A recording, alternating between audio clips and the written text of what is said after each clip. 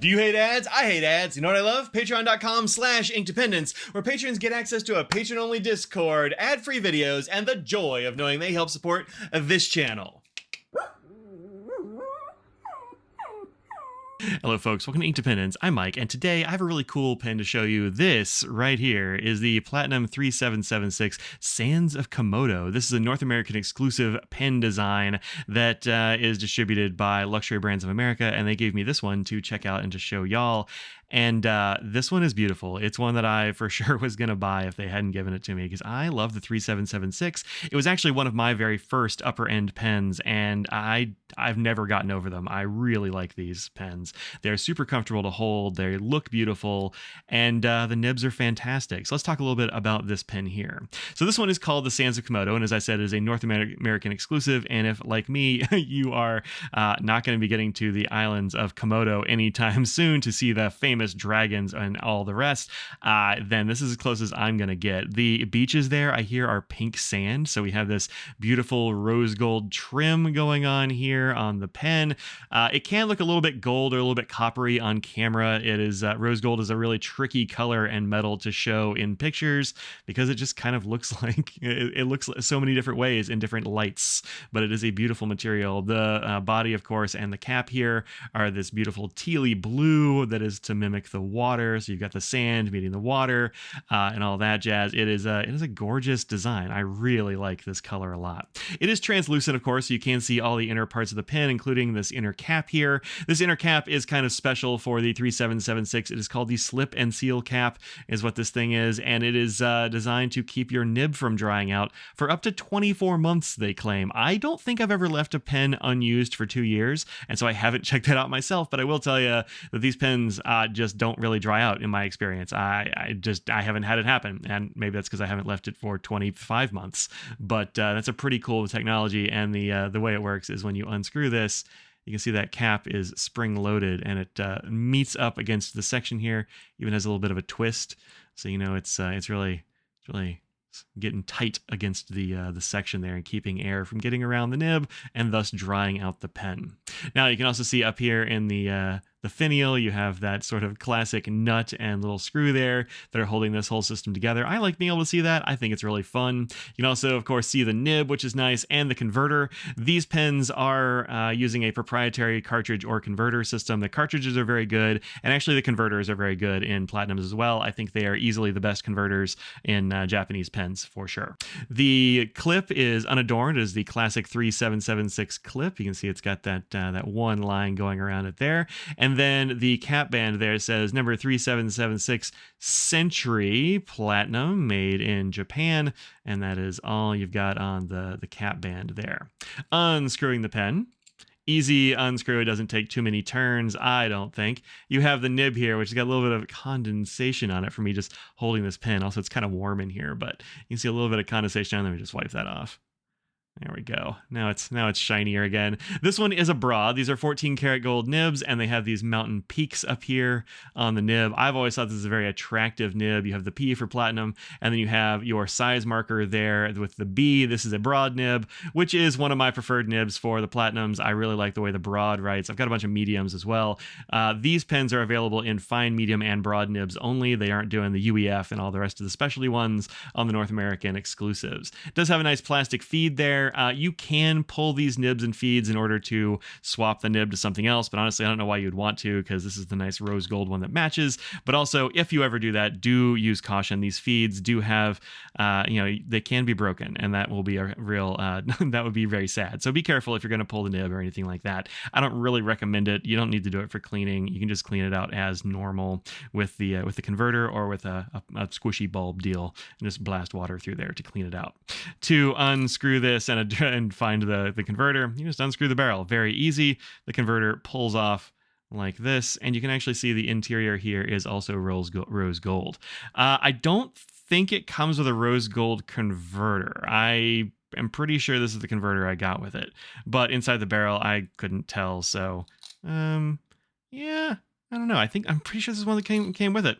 So this is a good converter. Like I said, these hold a fair amount of ink. They suck up ink very well, and they're easy enough to clean. They also don't seem to break down. I don't think I've ever had a platinum converter go bad on me. So this is, as I said, my favorite of the Japanese converters. So you have this little trim ring at the bottom, and that completes the look at this pen. Now, stats-wise, uncapped, you are looking at 4.71 inches long, which is, I think, a perfectly cromulent length for a pen like this, and it does sit in my hand very well. I have pretty big hands, and holding the nib, or holding the section here, it definitely goes back past my hand. However, you can post these pens. They post very well. I will sometimes write with them posted, and when you post them, you're looking at just over 6 inches long from tip to tail there. So fairly decent sized pen, not too small, not too big, very kind of middle of the road in terms of size.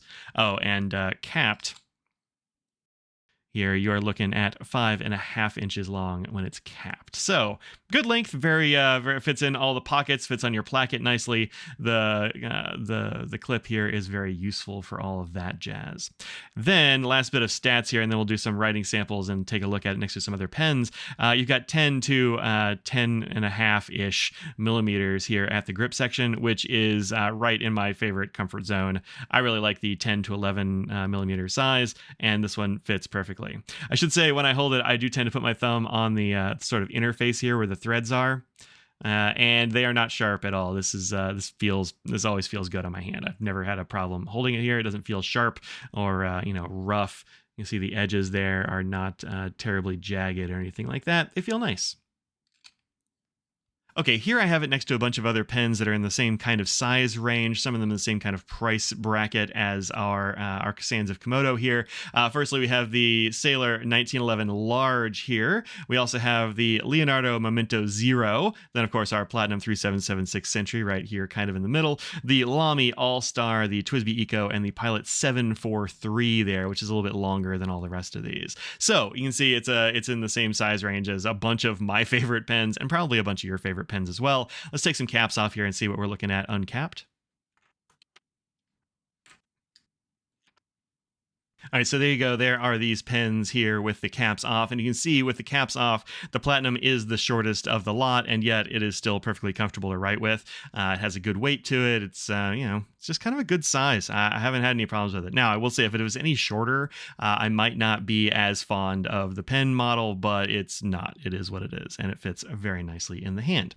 Also, let's go ahead and arrange these next to a couple of other pens here with different, actually we've got them all here with a bunch of different metals and that sort of thing. So let me do this so they don't slide off. But this one is, of course, rose gold. And then going left to right here, we have ruthenium, which is a very shiny black.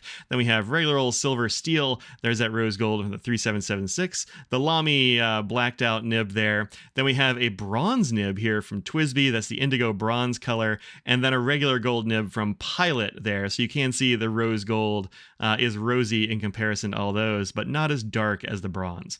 But like I said, when I shift the light there, man, that nib can look silver sometimes like it does now. It can look goldish, and in comparison to the rest of these, though, it is definitely a rose gold when you get the right light there. So yeah, neat. Okay, let's go ahead and do a writing sample here. Like I said, this is the broad nib. I think it's probably going to write, even though I've been waving it around for quite a while here.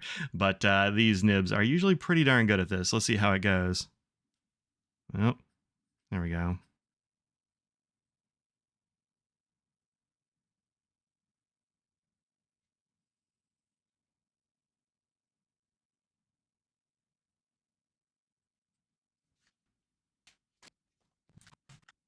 All right, so there's the writing sample from this pen. This ink is, as you saw it drying very quickly there. It changes colors as it dries. It's really beautiful. This is one from the wet pen called Elliott Bay, and I did have to check. It is 2 L's and 2 T's, so good job, Mike. You did it. So I have always really liked the broad nib from this. It's a wet nib. It's fairly broad, although it's not going to be as broad as sort of a Western broad nib will be generally, but it is fairly close. This one is a really nice pen for everyday use for me. I use it in all kinds of situations. If you go to the fine nibs, those tend to be quite fine and sometimes a little bit too fine for me unless I'm using them for my planner and that sort of thing. But I also get a lot of mediums for this pen just because the medium is kind of, It's kind of great. It's sort of like a medium fine sort of situation that you would get from a Western size nib. So yeah, these are really great pens. They write fantastically. They look beautiful. They fit in your hand really well, and they just kind of they seem to last forever. So these are great, and I definitely recommend 3776s.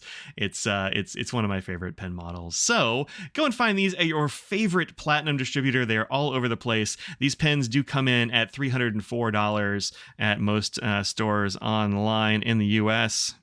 The manufacturer's suggested retail price is a bit higher at $380, but for $304, I think this is a perfectly good price. If so, I mean, look, it's not an impulse buy price for sure, but I kind of think it's worth it. I get a lot of joy out of these 3776s at all their price points, but these special editions can be really nice, and this one super gorgeous. It just kind of makes me happy to see it on my desk even when I'm not using it. I don't know what to tell you.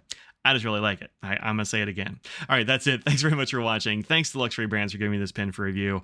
And thanks to all of y'all who watch these videos and make that sort of thing, possible and worthwhile. So tell your vendor that you came from here. Tell Luxury Brands you saw it on my channel. That's always nice for folks to hear. And I will see y'all in another video soon. Until then, peace out.